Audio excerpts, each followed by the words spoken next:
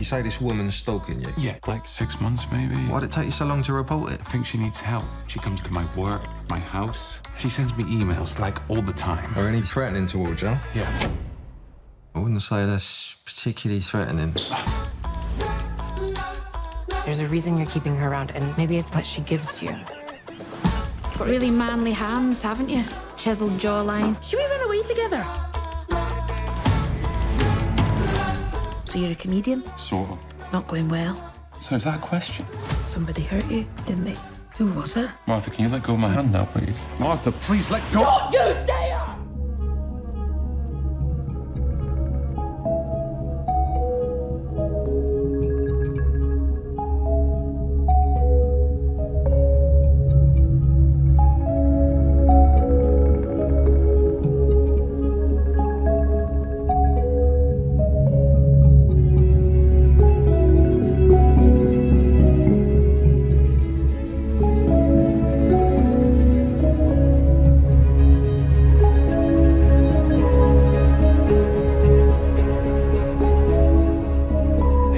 I don't know the truth.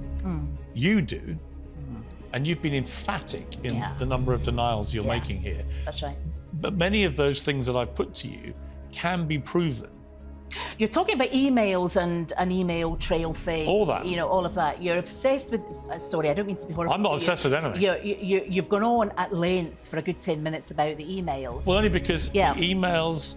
Because it's a vast number. Well, there's a huge number, and voice messages. The voice messages he's kept apparently, and there is. He was maybe typing me in the holy arms. I don't know if he's got any voicemail. But if he has 350 voice messages and it's you, it doesn't mean the drama is true. But is it possible he's got 350 voice messages? I doubt that very much.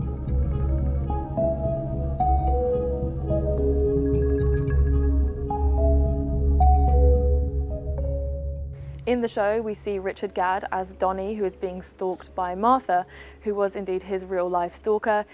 He says that she met him in the pub that he used to work in Camden, and he offered her a cup of tea, but she says this is complete lies and that she was in there for lunch because she was hungry and diabetic, and he was the one that started the conversation. In fact, she goes on to rule out much of which the show focuses on, saying that Richard never visited her apartment, that he was the one that was pestering her, and that he was actually, in fact, the instigator of the entire relationship between the two of them. He was contacted by Martha many, many times, 41,000 emails, hundreds of voicemails, and many tweets, but she alleges that she did not do any of this. Instead, she says that she has not been contacted by Netflix to have any involvement in the show and calls Richard Gadd psychotic.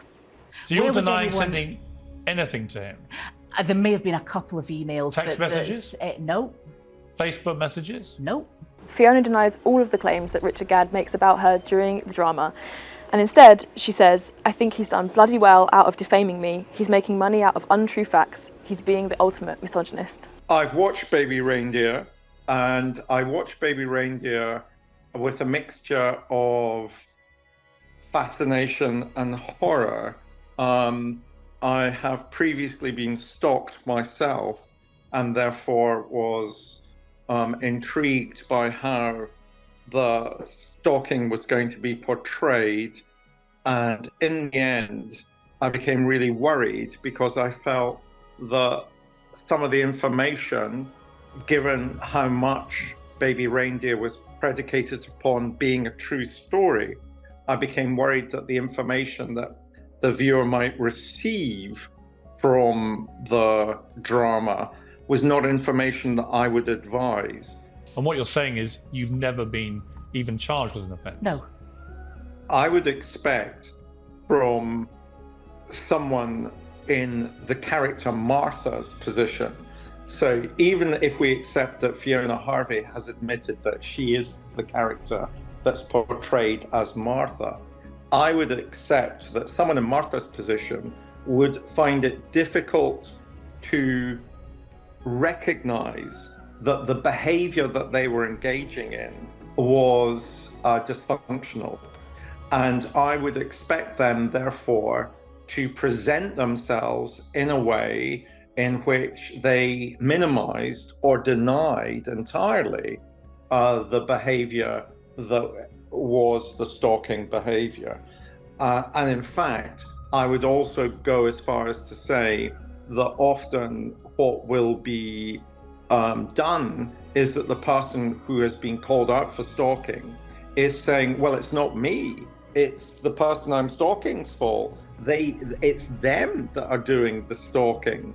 And so there's a kind of role reversal almost at times that I'm aware of that can happen. I was talking to somebody, it's pretty rude to interrupt, so he seemed to be obsessed with me from that moment. The key thing to remember is that often what we're dealing with, sometimes people have an underlying personality disorder, sometimes they just have temporary obsessions, which are a feature of other aspects of their mental health, or it may be far more clinically involved.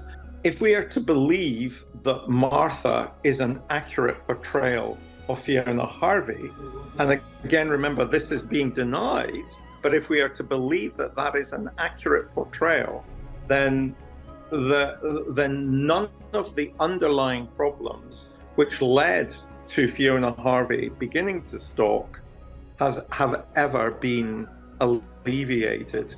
And in fact, they've probably been aggravated because of the media attention now about the program. Who has sent all this stuff to him? I've no idea. I think he's probably made it up himself. And this is, in fact, some of the, seems to me, forgive me, the naivety of baby reindeer. If you are going to say that this is based on a true story, it's inevitable that people will want to determine, well, who is this in real life? What are the real characters that are being dramatically portrayed? And it's, fanciful to imagine, as Richard Gadd has, it seems to me, when he put out a press release saying that people shouldn't try and find out who these people are in real life, it's inevitable that they were going to be uncovered. And that is a very unhealthy situation more generally for everyone involved. My main concern was if the drama accurately portrayed what was happening in real life, the thing that one mustn't do if one is being stalked is encourage the idea that the stalker was genuinely, authentically in a relationship with you. Stalking, I use the acronym FOUR, F-O-U-R. Stalking is about fixated, obsessive, unwanted, and repetitive behavior. And if the stalker is fixated and obsessive, what you have to do is make them realize that that behavior is unwanted.